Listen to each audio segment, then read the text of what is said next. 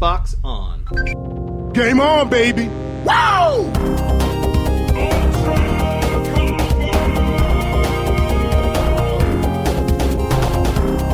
Don't make a girl a promise you can't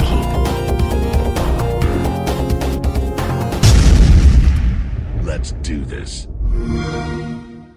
All right, hey everybody, welcome to another episode of Xbox One Party Chat Podcast. This is the official podcast for the Xbox One subreddit.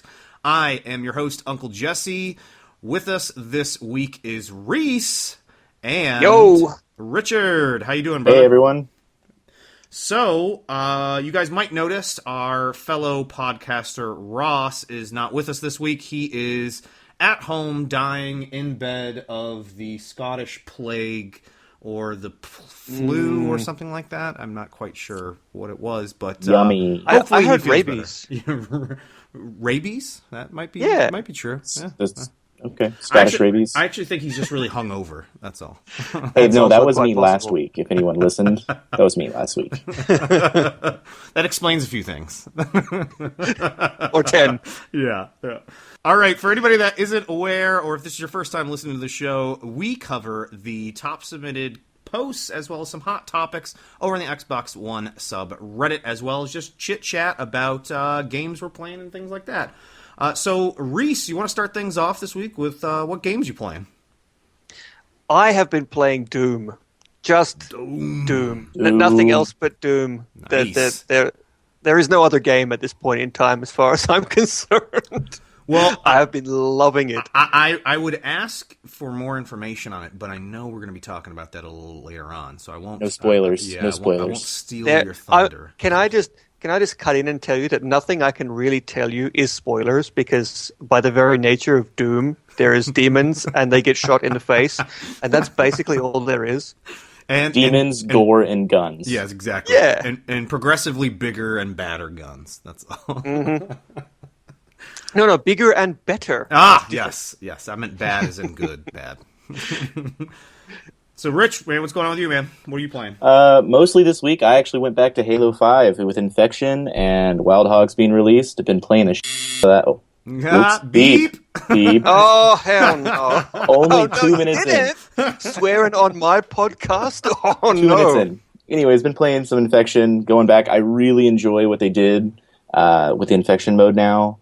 The overall visuals and look of it and the feel. I really get the passion of the old Infection, Right. but a little bit more enhancements. So I've been playing a lot of that. I haven't played Doom yet. I'm sorry. Don't kill me. It's okay. Nothing wrong with that. You get there. I've been loving the videos. There was actually a few that were posted over on the subreddit of the Infection mode, and I haven't had a chance to play it yet, but it does look like it's they've done a lot of work, put a lot of effort behind it, and making it look really nice. I was just about to say the same thing. I was going to ask you, Richard, what's different? What's new? Well, they visually, for Infection for the zombies, they actually do have the energy swords. They're actually all green. You're all suit. Also, they gave like a mysterious like vibe to all the zombies. They actually have like tracers, kind of like smoke follows them a little bit, as well as there's an interesting, I think in the old versions they also allowed zombies to go invisible. So like the very first 2 zombies of the match are invisible, and all the other zombies are completely visible all the time. So it gives it a little bit of an advantage to the original zombies. And Yeah, I think that happened in number 4. They called you the Alpha. Yeah. Someone's going to correct me if I'm wrong. That's know pretty it, but cool.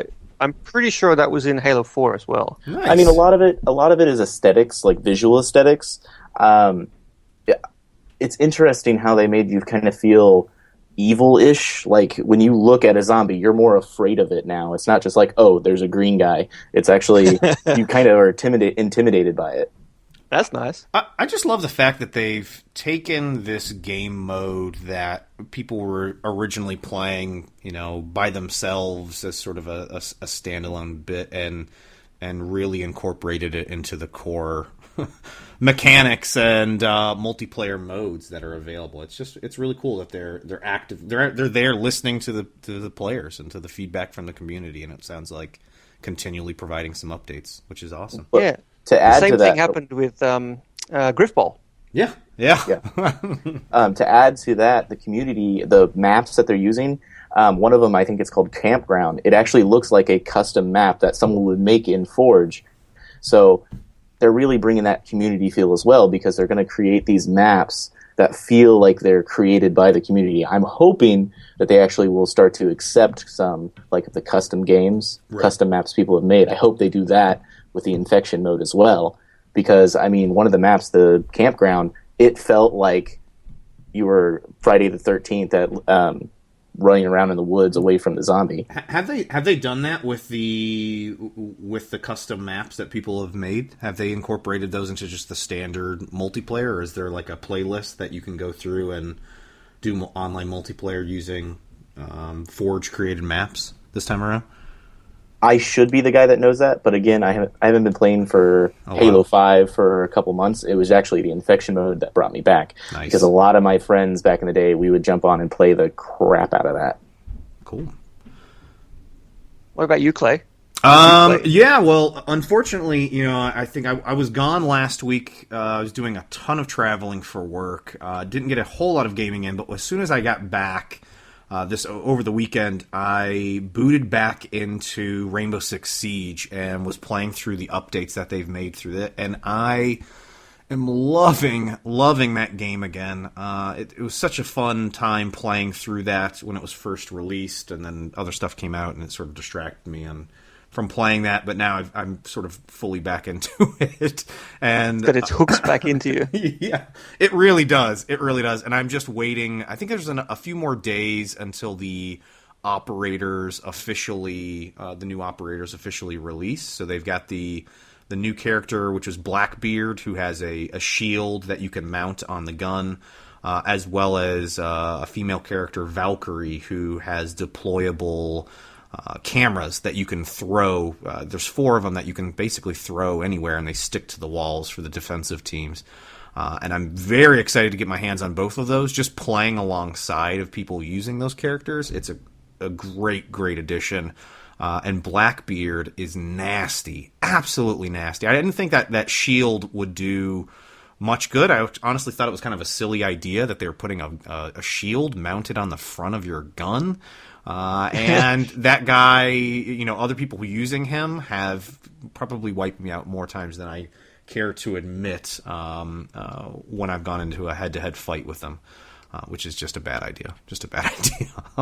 But yeah, Nice. that's about it. Hopefully we'll be jumping back into Quantum Break. I really need to finish that game up. I think I've said that for the past few weeks now.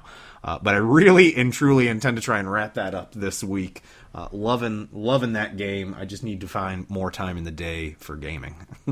Yeah, I finished it last week. It's great. I was about to say, I thought Reese and I both finished it, and now you're the only one. You got to finish so we can enjoy the ending together. Oh, don't tell me. Don't tell me. Isn't there multiple endings? We can have a moment. Aren't there multiple endings to that? No spoilers. No. No? I thought I thought depending on the choices that you make in the game, you could have different outcomes, or is it just the different storyline?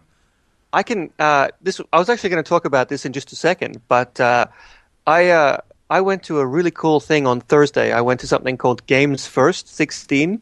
It's a developers only conference in Helsinki where like all of the Nordic developers sort of get together and talk about games and how to make games better and this and that and how they make games. And one of the speakers there was Sam Lake, the creative director of Remedy, and his exact words to describe this is that there's one beginning and there's one end. It's the same story, but it's told many ways. So you can make many different choices that will alter the course of the game. Like one decision will replace an entire character, for example. So you have to play the game twice to see these 2 different characters. If you make one decision, this character is not in the game anymore. And so yeah, it's one story told many ways, but the beginning and the end are the same. That's a cool concept. I mean, that's a nice way of them sharing that. I guess that could be applied to a lot of games, depending on how you play them, but specifically to their games. They do a very good job of that. They do. It was so cool to hear Sam talk about storytelling because he's one of the the greats in video games, and he was I could just listen to that man talk for hours about basically anything, and he was definitely laying the knowledge on thick, and it was actually a really cool conference. There was also the design director of Lego, Cephas Howard. He was there telling us how Lego markets their products and how they make like their games, like the Telltale games and stuff like that. That was actually really interesting. Reese, can you do me a quick favor before we move on to anything else? Can you do another Sam Lake impression as if he was our guest on this show? Next week on Xbox Podcast. There is nothing to worry about because I am Sam Lake. I speak for Remedy and I write very nice stories and tell them in the video game. How's that? Good. Now just need to do the face. Yep.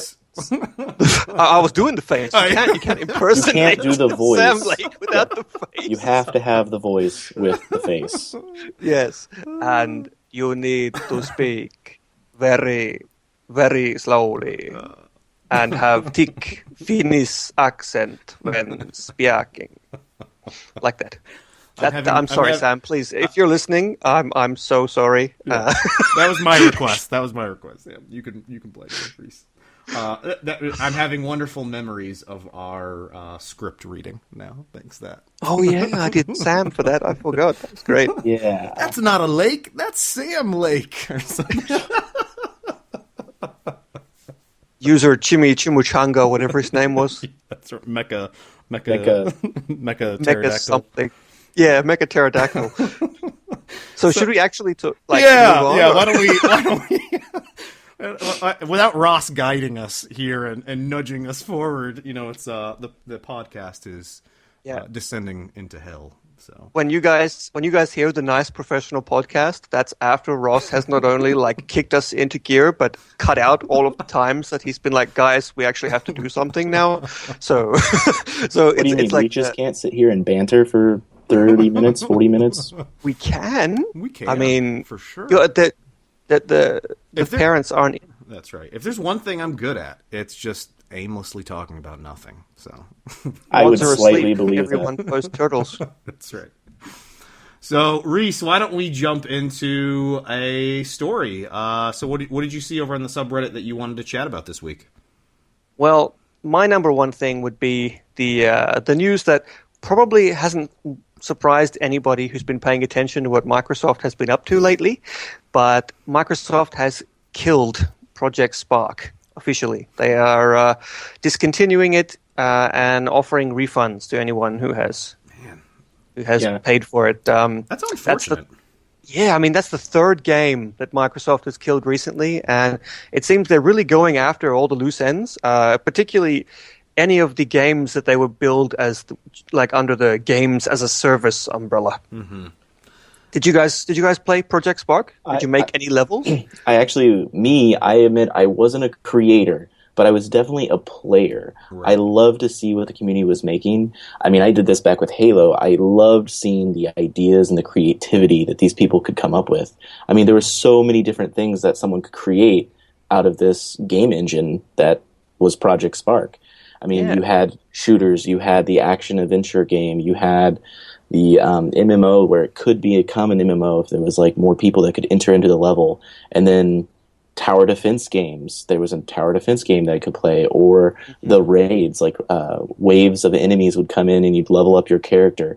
It was just amazing to see the creativity come through the community, but kind of started to fall apart there at the end where not many new things were being done. It kind of the community left it. That's right. I was going to say, I haven't heard of anybody playing this or using this or any really topics or anything about this in a while. I mean, when it first came out, there was, I think a lot of people were interested in it, and that's when I jumped in on it as well and just played through a few of them. I didn't create anything. But I'm just kind of surprised that they didn't leave it intact. I mean, is it costing a lot of money to maintain? Maybe it's maintaining the servers and that Servers ain't free, bro. They are not. And throw it up in Azure, man. Azure. How do you say it? Azure. Azure. Azure? I don't know. Azure. It's We meme have to play. It's meme. Meme and Azure. No. We have to say it like Azure, like a Azure. British gentleman. But I'm quite different to you guys because you both said you both played on Spark and didn't make anything. Well, I didn't play crap. I spent all of my time on Project Spark making things. I'm one of those weird creative people, and I like to make things. Lego, whatever you name it, I'm building it. And so I spent like the first week or so just actually like drawing things with the like in the drawing things with the terrain, Mm-hmm. And then I actually ended up making a bit of an homage to to A homage? did you guys ever play that a homage? Did you guys ever play that old game Descent? Did not. Descent. No. What was that? Okay, this is going back to like 93, I think. And it was a very famous first-person shooter because it was the first first-person shooter with full 3D movement. Oh, wait! Yes! Was you this were the a one? ship. Yeah, you were a ship, and you were flying. It was Yep. sort of like Doom or Quake, Yep. but you were a ship. Yeah. Yes. Oh, Yeah, yeah, you remember I can that one? Yeah, Yeah, that game well- was awesome. I made like a really lengthy actually level that was like an homage to Descent. It played just like Descent, and I had characters that were flying around and stuff. And I got a few downloads, a couple of hundred, I think, and it made me I was quite happy with how it turned out. That's awesome to hear. I mean, is it? I mean, do they reach out to you? Do they do? I mean, is there anything that they do the Project Spark people to get back in contact with you to let you know that people are playing it or were playing it? Or Well, there was feedback in real time if you go to your profile in the game. But for me, no, I never heard from anybody. But like, I was not overwhelmingly successful. I just had a couple of hundred people play the game. That's not a miracle breakthrough, But I know that their community manager, I think his name is Thomas. I've spoken to him a couple of times before on the sub. Sorry, Thomas, if that's not your name. Your name is Thomas now. And so Thomas is quite active, or he was, before he lost his job. And he was always cultivating stuff. If you go to the Project Sparks YouTube channel, there's heaps and heaps of videos that they've made where they've found really cool stuff and tried to signal boost that. So it wasn't for lack of trying. Yeah, I mean, were they? I mean, and do you know if the intention of that was, or if you remember, were they planning on turning that into something that you could actually make a full-fledged game and sort of sell it, and that was going to be the engine that fueled it?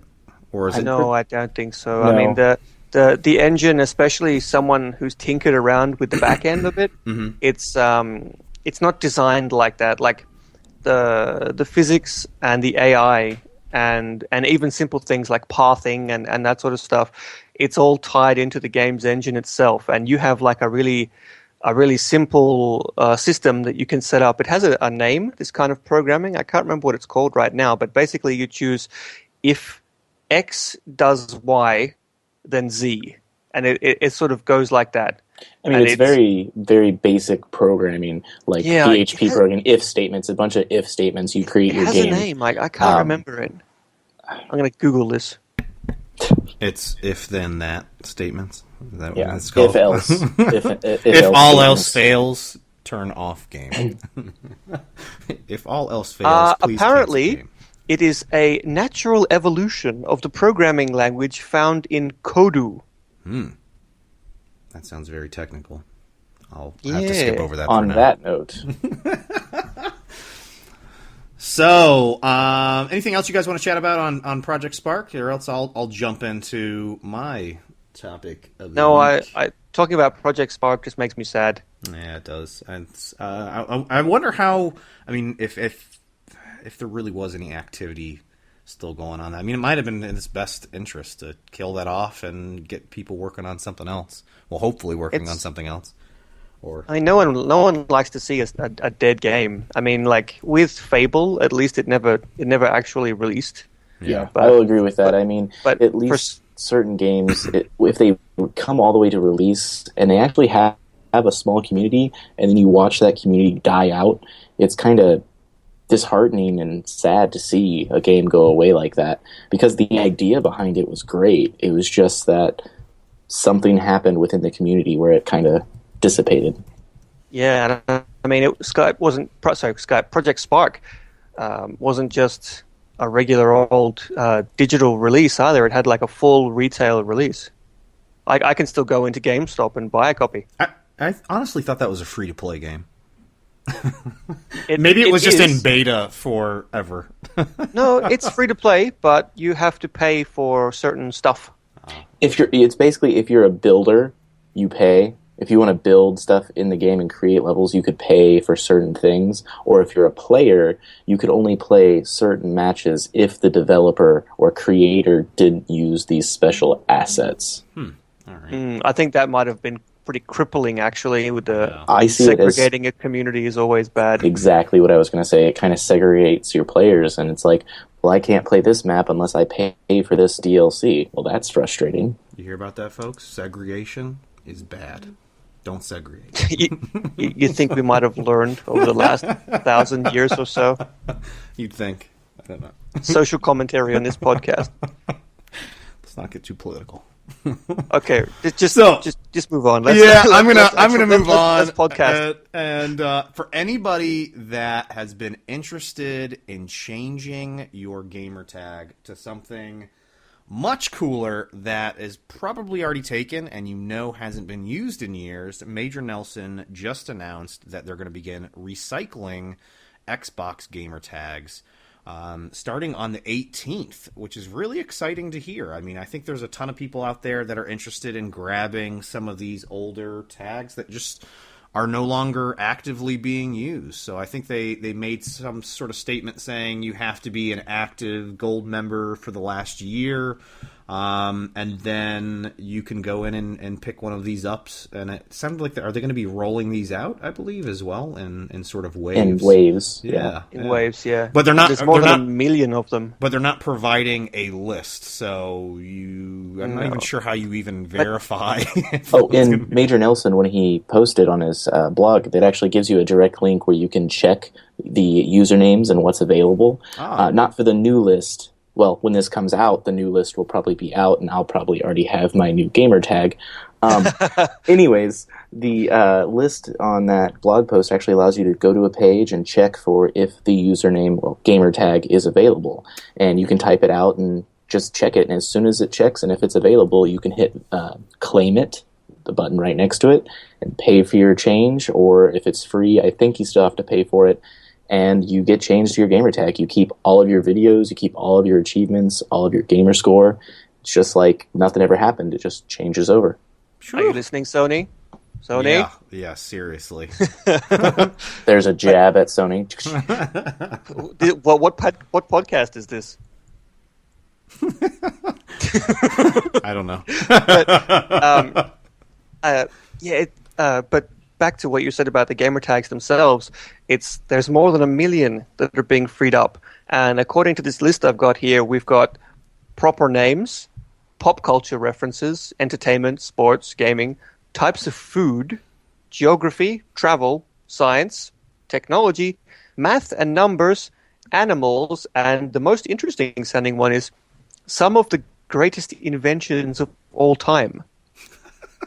I have no idea what that would be. What could that be? The potato gun. Yeah. Dildos. Seriously. Yeah, seriously. That's probably what it's going to be. With a 0 in it, not an actual O. I was about to say, I don't even want to talk about my gamer tag. It needs to disappear. It needs to change. Is it one of those like really angsty gamer tags that you made when you were 13 and regret it deeply? I don't want to talk about it. Well, I saw this announcement and I seriously considered going, maybe I should now look into the correct spelling for Jesse and Uncle Jesse instead of with the Y. And then Ian's like, well, now I've got like a Twitter tied to it and a YouTube and my Reddit handle. Maybe I'll just stick with the Y for now. But there seems like I would still be interested in seeing what some of the other ones become available. I saw some people were interested in like pizza or hamburger, or I saw someone say Megatron. It's like, if that is available, that would be a great username. Anything without XX247 dash something in it is a good gamer tag, in my opinion. The other mods are actually having a pretty long-winded conversation about it in the mod chat about all the cool potential names that they're going to try for. Our Light wants to be Esquire. Don't give them away. Oh, wait. It's already Wednesday. Oh, wait. Oh, damn. Oh, I'm so sorry, Ryan. I've ruined it all. It's okay. It's already Wednesday, so when everyone listens, hopefully he's already got it. Yeah. Wednesday. Of course this is being recorded on Wednesday. Live. Yes. Right before it goes out. So, I mean, are any of you guys considering changing yours, or are you going to stick with what you got for now? Yes. Yeah. No. So, any idea what this is going to cost if it's not free? I didn't actually look into this. Is $10? it $10? I think it's $10. Oh, yeah. that's not bad. Man, I'd on a whim go in and start changing these things. So, Rich, man, what do you got going on over there? What are you interested in chatting about? Okay, so this might be a little touchy for some people. User Peter Carber, I think that's right. The Assassin's Creed movie trailer. There was a little bit of negative and a little bit of positive on this. So how do you guys feel like it? I mean, how do you guys feel about this whole game movies? I mean, I really, really want a good gaming movie that is from a game going into a movie. Normally, a lot of them have crashed and burned or stopped in production. Not talking about Halo. Been waiting for how many years? Just saying. And the new trailer came out, and I heard a lot of negativity, but I think most of it was just the soundtrack. I was really confused personally about the sound choice of the trailer. The actual content of the trailer, I actually loved. I loved the new idea of the Animus. Oh, shoot, Animus? Animus. We were giving Jesse a hard time earlier, and I messed that up. Anyways, the Animus, I like the idea behind it, it's different from the game. I think being original is good. I don't think following the game to a T is going to be successful. They're going to have to slightly modify the story a little bit, and with Fassbender as the main character, I feel his acting ability will be able to push the character along and develop it, really. Mm-hmm. Well, I just want to cut in here. You were saying earlier about video game movies, saying that all you want is a good one, but the greatest video game movie ever has already been made, Mortal Kombat. Yeah, I was gonna say you better say Mortal Kombat. The original Mortal Kombat. Yeah. The original.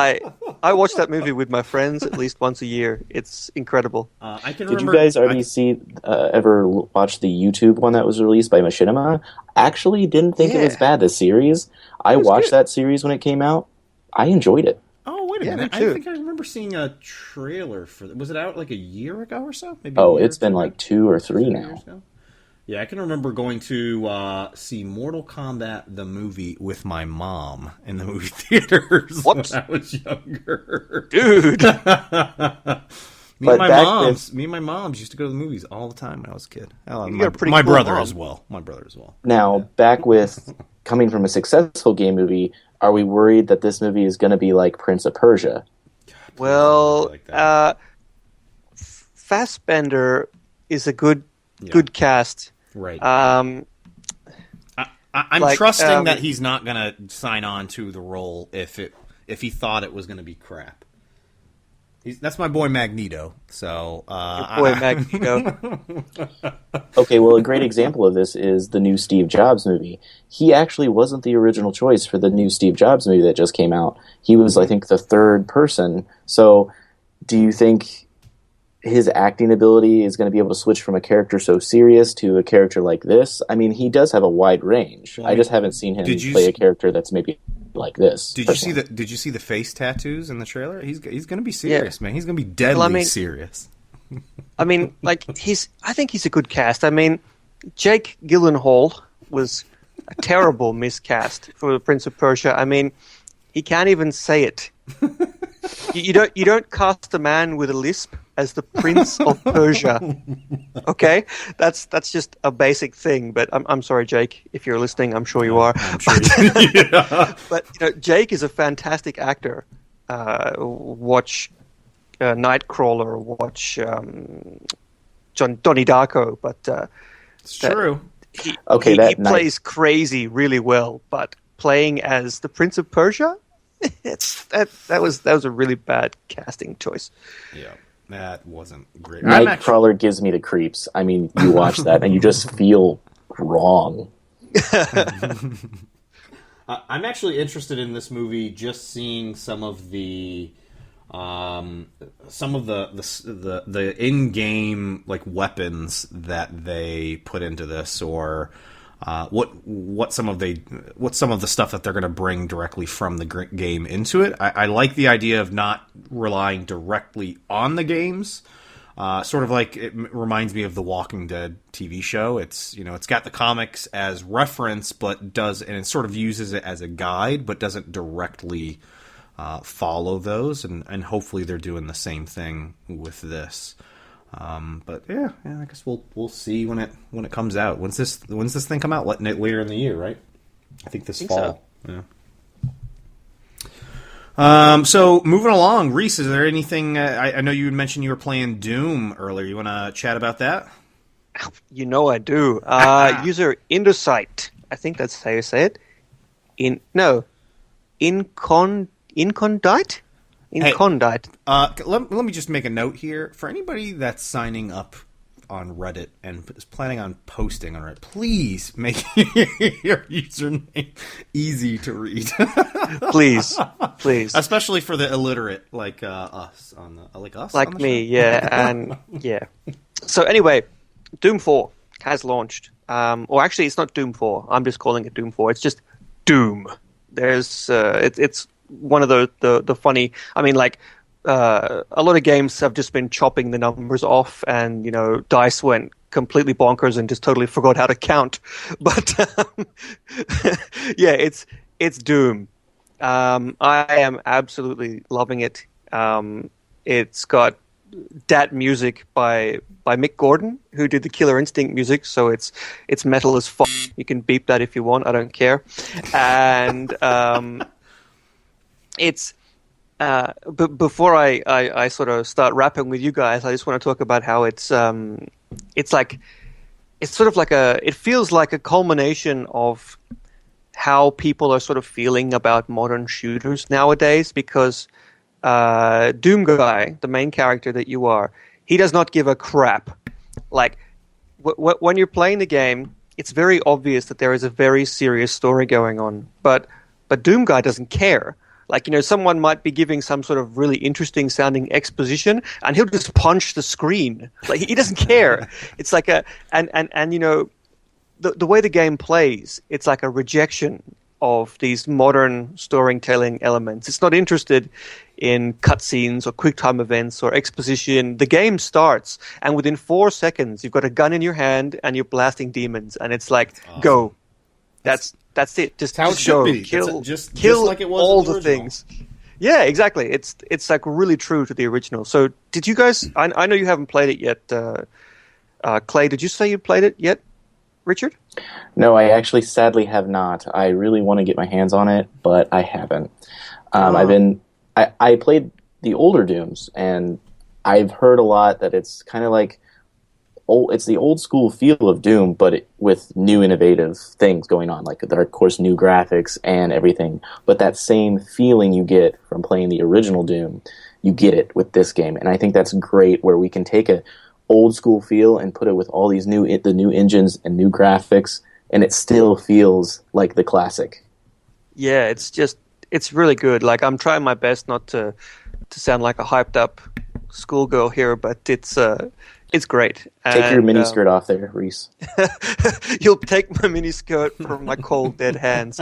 No, the game is just great. There's really not much to say. I mean, as I said before, I can't really spoil it for you because there is not really a story. There's a demonic invasion, and your job is to crush, kill, rip, and tear everything that is in your way until you kill all the demons. I was watching some of your gameplay when you were playing it, and one of the things that I love, or a few of the things that I love about it, is that not only does it just looks absolutely beautiful, and it's dark, and the lighting in it is amazing, but the weapons just like the shotgun. It reminds me of the first Doom game when you were playing with that shotgun. I was like, man, it's like this big bang, and it feels heavy, and you knock these dudes down, and it's violent. It's like crazy violent, and that's what I remember as a kid playing this, going, "Whoa, this is crazy." Yeah, well, see,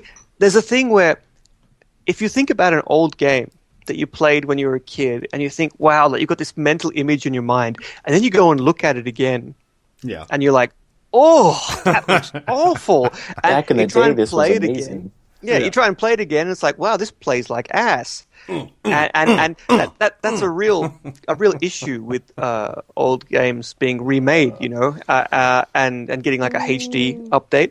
But Doom is like, it captures the feeling you had of the old Doom and replicates it so that it feels like you're playing the exact same game as when you were in primary school and you downloaded Doom onto the school computer without your teacher knowing, and you played it when they weren't looking. Like it really captures that feeling, and the sound design. Like I said, it's amazing. Like there's a point where you find the super shotgun, the double barrel, and you walk down a series of corridors, and then like this extremely like fast-paced and sort of brutal heavy metal starts like blaring in your ears, and like you get they give you the quad damage, and it's like quad damage, super shotgun, heavy metal, hundreds of demons, go.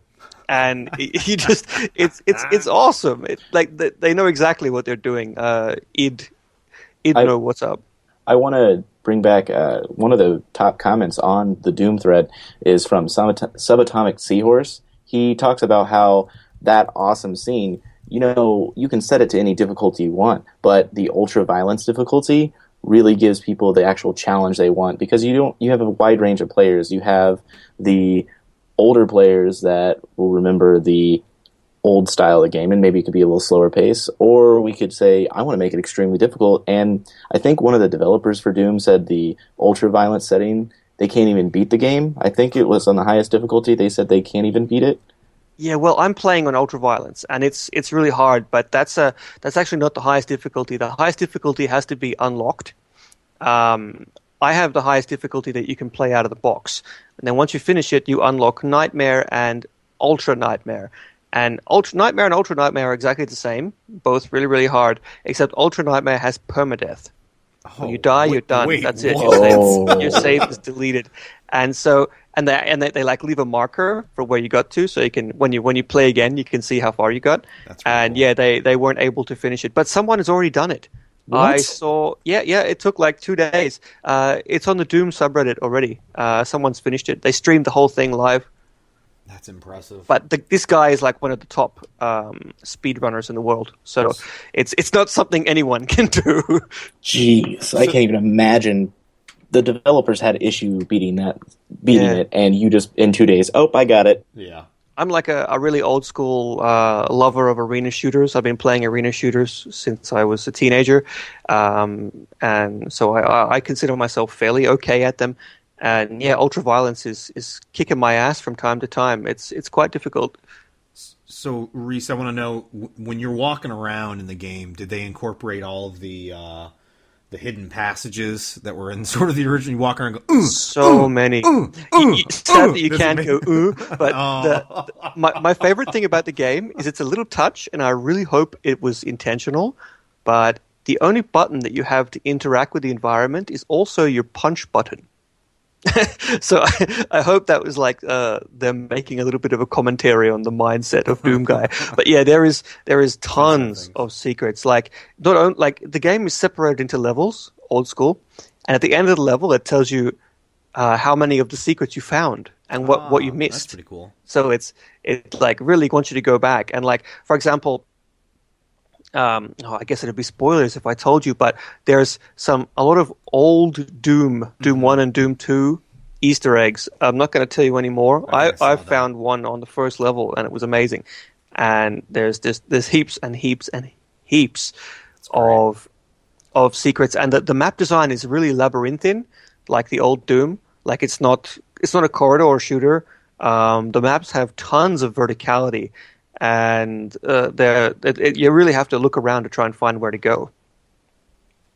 Well, it sounds like it's got a lot to offer, and I mean, I've heard mixed reactions as well. I mean, for the single player, I think every review or everything I've read about it, people saying they love the single player, but then I've heard mixed reviews about the multiplayer. Have you gotten into that any time at all, or have you just been playing the single player? Yeah, I like it. See, it's not Doom, the old school Doom. It's different. It's a game all on its own, and it's not Quake. Right. And a lot of people seem to think that they were going to be getting Quake 4, like an ultra high-paced arena shooter, and it's not. It plays a bit more like Halo 5, but super, super, super violent. And it's different. It's not quite an arena shooter, and it's not quite a modern shooter, but I find it really enjoyable.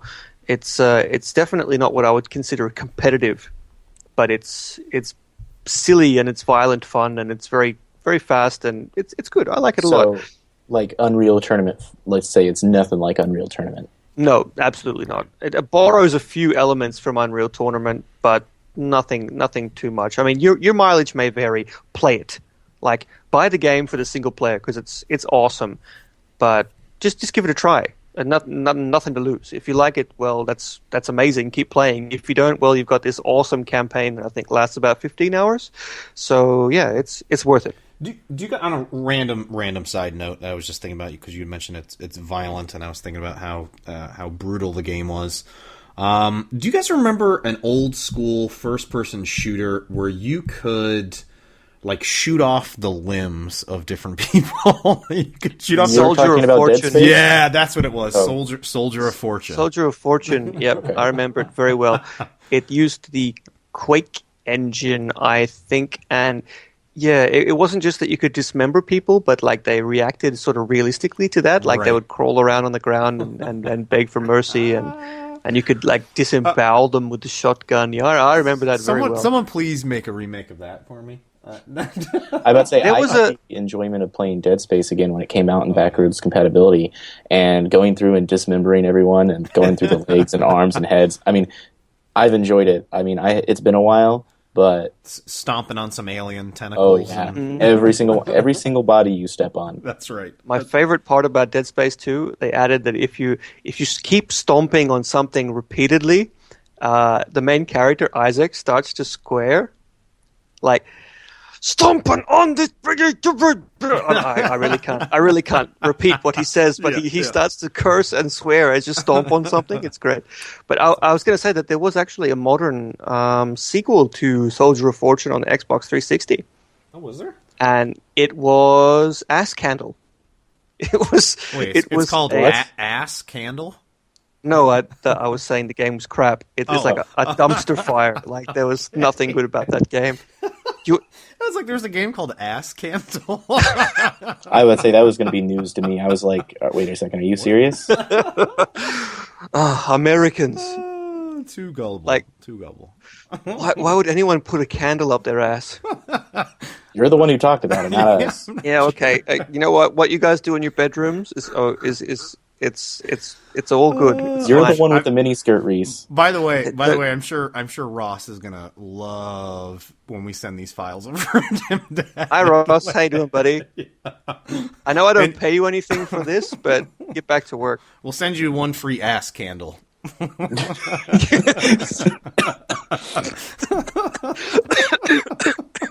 You can choose to edit that out or not. It's up to you. I don't think I'm We're giving you a wide Ryan range of things to pick from. So why don't we move on here? I think we've got time for one more topic. So user Sam Von Sam, easy enough username for me to great read out name. there. Yep.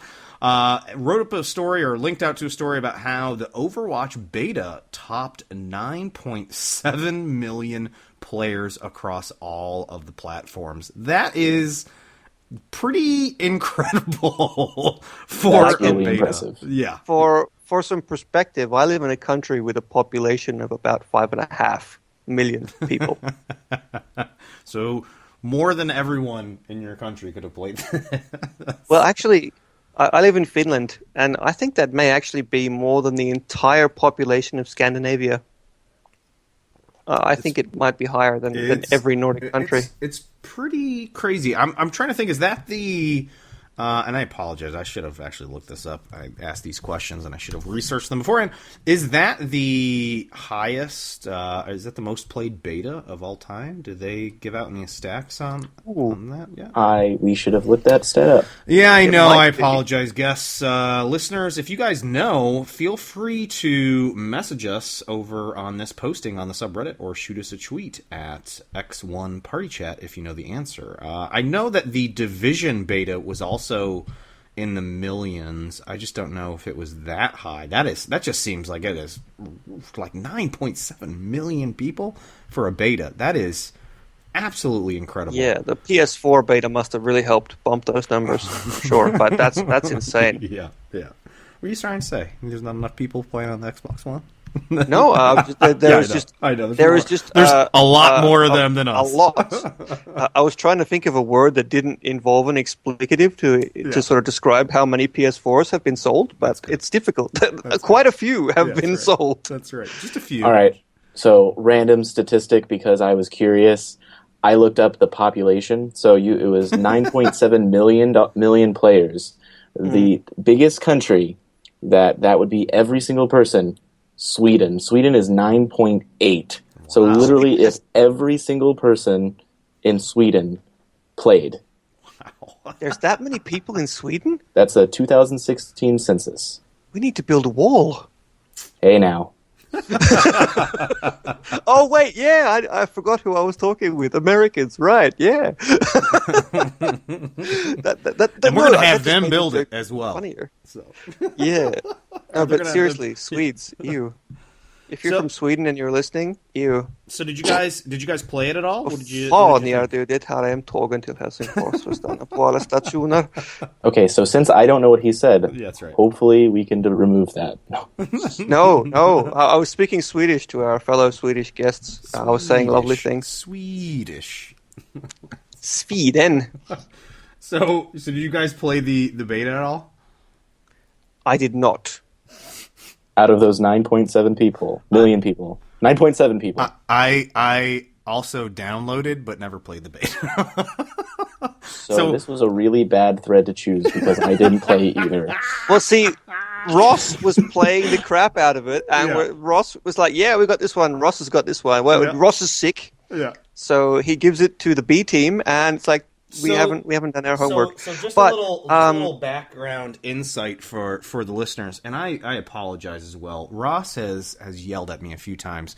Occasionally, while I'm talking, I move away from the microphone, which I was just doing. So if my audio cuts in and out, you'll know that's why, because I'm randomly Stop You did it just then. So- You just did it. Yeah, exactly. So, just a little background knowledge. What will happen here on the podcast is we'll sometimes submit these stories that we want to chat about and then propose questions that we want to chat about on them. And of course, our main man Ross isn't here to help answer these wonderful questions that we have. So what we would like to do, since none of us have really played it and I can't really give any feedback and we can't give any feedback, you guys let us know what you thought about the beta. Do you guys like it? Are you not interested in it? We were going to chat about the price point of this. It sounds like people are really upset about it being a full price game when it seems like there's maybe only enough content there to deem it being $40, which it's priced at on Steam. I don't know. Do you guys want to comment on that? I mean, it's. I think that's weird that it's $60 on console and $40 on PC. I don't agree with that. the beta is the entire game, except the full release has ranked, I believe, but otherwise it's completely the same. I think that's a bit rich. I mean, I know that Blizzard are promising that they will, continue supporting the game with free content. That's amazing. And also, I trust Blizzard because they've got a really good history of support with their games. I mean, how long have they supported World of Warcraft for? But at the same time, like, might be worth just waiting for a discount. I think I might be a bit too cheap. I honestly thought that when I first heard about this game that it was coming from Blizzard, I thought that they might go with the free-to-play aspect of this, and that you could buy other characters, and that was how they were going to approach this. But it's a full-fledged $60 game. That's see, and for me, like I've never gotten hooked on free-to-play games. I never have. I don't know what it is. Like, I know a lot of our community plays Smite, and we've had a few events here on our sub for Smite, but personally, free-to-play, I'm always hesitant. I like when everything is there. I don't have to worry about a paywall. So I'm actually really glad that Blizzard did go with a full-fledged, here's the amount you pay, here's the full game. You're gonna have more additional content later down the road. Especially with Blizzard, as Reese said. I mean, they've been supporting WoW for many, many years now, and I think they're going to try to do the same thing here. And I could see it becoming a really popular game. It's just they got to make sure they listen to their community. I'm pretty sure at 9.7 million people for the beta, it's already a popular game. That's right. I mean, even if half of the people buy that it's going to be pretty successful. Yeah, we just have to make sure they continue that positive feedback and everything with the community. Because if they let the community get angry and die off, they want to make sure they keep that community entertained. They want the feedback loop, as they call it in the business. They want to keep engagement high. Otherwise, exactly. they will end up like poor Project Spark. I mean, is that sort of along the lines of what you guys... I made myself sad.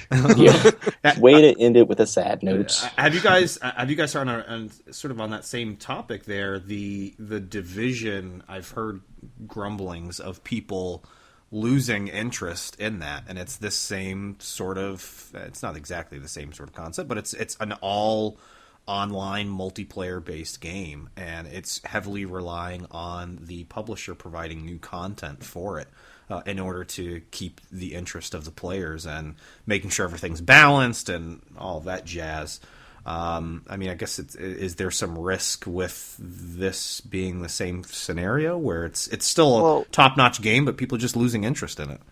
I mean, people are always going to lose interest, but from what I've gathered from the people I've spoken to, most of the people who are dropping out of the Division are angry at glitches that haven't been patched, and like people exploiting these glitches and kicking everybody's ass with these. I'm not 100% sure on this. Once again, please correct me if I'm wrong. I love being told how wrong I am. Can't get enough of it. And yeah, so, but I mean, people are weird because people play Team Fortress 2, and Team Fortress 2 is probably the closest game to Overwatch that exists. And Team Fortress 2 is incredibly repetitive. Right. There's a small handful of maps, a very limited amount of guns, a very limited amount of classes, and you just point and shoot at one another, and that's basically the whole game, except the amazing hats that you can wear. And those hats weren't even in the original release of the game. So, but people still play it. So there's got to be something that keeps the community attached to that particular game. And if there was some way that we could actually figure out what this is, we could sell it to developers and become very rich men. But no one actually knows what that is. And I mean, you either got it or you don't. And I think with a lot of Blizzard games, the community is really there. Blizzard's super diehard fans are always going to sort of keep the game slightly more aloft than if it was released by anyone. Reese, I got a question for you. You brought up the Division. for offenders and whatnot. Did you see what they talked about for threatening to ban all the cheaters for their first-time offense? I did, and I may or may not have played around with the CSS a little bit in that thread. But I don't know what you're talking about. yeah, no, I don't know what you're talking about. Yeah, I did see that. That is interesting. I mean, of course, we all hate cheaters, and they deserve to be banned, and then they deserve to have their console set on fire, and then they deserve to have their kittens smothered or something. But whoa, that's too far for the internet. You cannot talk about hurting kittens on the internet. Sorry, no, I would never. Especially not on this podcast. Hurting Sorry. animals. We do not hurt animals. No, Only our guests. It's dogs. It's dogs that are okay for us to hurt, right? Everyone likes to punch dogs. Right. The duck hunt dog. But anyway, I'm sort of rambling here. It's late. So yeah, we all hate cheaters, and it's great that cheaters get banned. They should be banned all the time, forever and ever, and they should go back in time and ban them before they were born. But how does one all I can guarantee? Say with that's what I was about to say. Guaranteeing. Sorry, to cut you off. Like, there has to be an appeal system, clearly, because, I mean, if it's based on reports, I mean, I get reported for abusive voice chat, and I don't ever have my microphone plugged in, and my Kinect is turned off when I'm playing a game. So people will report you for anything, if you kick their ass enough. Yeah, no, that's what I was going to say, is that there needs to make sure there's a system where they can actually try to detect cheating. I mean, is it going to be like the old on Steam with the cheat engines? Like, I mean, not with how cheat engines and hacks. I mean, I don't see that's going to be happening on the Xbox. But how are they going to detect if someone's actually cheating and track that? I mean, it's going to be hard to tell unless there's screenshots that are like when someone reports you. Is there going to be like a screenshot that's taken? Is that even possible for them to do that? So I have no idea. I mean, VAC doesn't do a very good job on Steam. And I mean, I know people that are on PC that use VAC, and I know tons of hackers on PC, and that's kind of the whole cross-platform issue too between Xbox and PC. Is there's a lot of hackers. I mean, there is, and when you come into the Xbox area, there's no hackers, so you're merging those two player bases together, and I feel like you would have a lot of upset people. But back on Overwatch, if they're going to do it this way and they're going to ban people for first offense, they have to make sure 100% that those people are actually cheating and that those same people can go through an appeal process, like you said. Mm-hmm. I hope it's something like YouTube. How they? Oh God! Oh, wow. Don't talk to me about that, please. Hey, wait. This is off topic, and Ross can probably chop this off the end. But just tweet us, girls. Did you guys see what prolific video game critic and YouTuber Jim Sterling did to mess with the way YouTube works? He had like 4 different sources, and basically no specific person couldn't claim the copyright to it because the other one has it. Exactly. Right. He knew that he was talking about Nintendo, and he knew that Nintendo would make a claim because Nintendo apparently claims 100% of all Nintendo footage because that's man. So he knew that Nintendo would claim. So just to mess with Nintendo, he added in like a bunch of random 80s songs and some footage of like He-Man and like all this random stuff that he knew would get flagged. And he was like, "You guys can just fight it out." And the system actually like glitches up and doesn't give the money to anybody.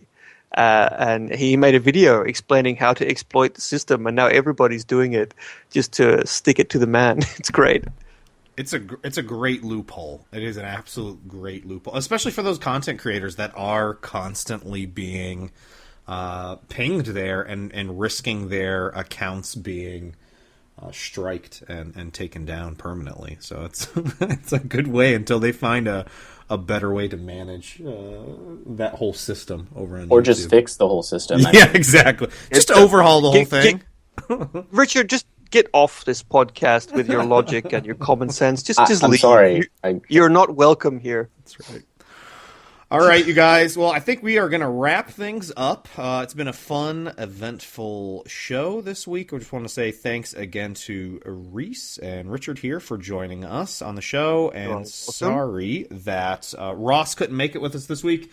Again, you guys can find us over at the X1 Party Chat over on Twitter, as well as you can find the podcast over on iTunes, SoundCloud, all that fun stuff, as well as on the Xbox One subreddit. Make sure to leave us some comments, make sure to subscribe, make sure to leave some feedback on the podcast. It all really helps us and increase the show viewership and all that other fun stuff.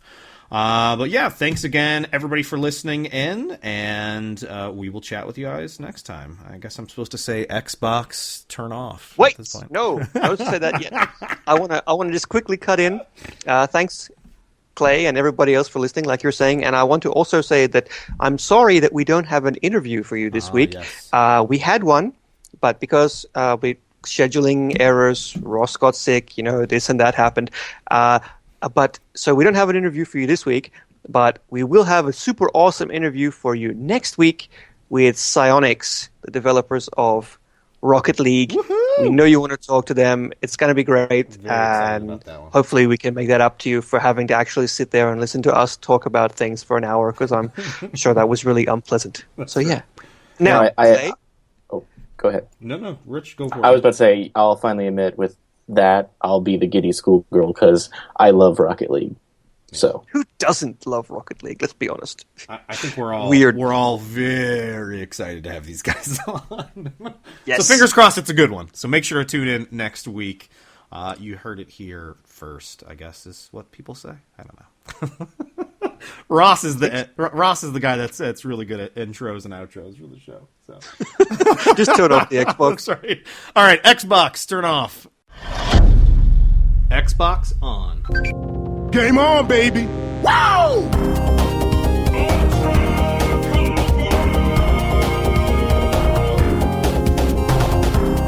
Don't make a girl a promise you can't keep.